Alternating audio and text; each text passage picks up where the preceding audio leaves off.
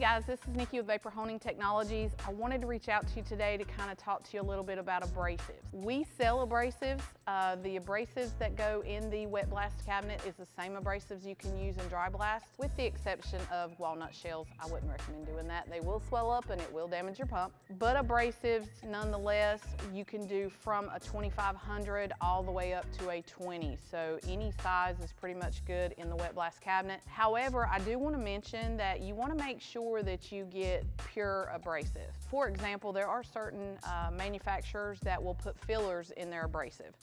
The fillers that they use will alter the finish on the part. It may also alter the surface roughness of that part. So in order to be able to get the finish that you're looking for every single time and the most consistent finish, please make sure that the size abrasive you're using and the type abrasive you're using is very pure, and make sure that your pressure is absolute. You want to make sure you've got the right type of pressure to get the finish that you're looking for. If you have questions or something we can assist you with, please don't hesitate to give us a call at 828-202-5563. Thank you so much.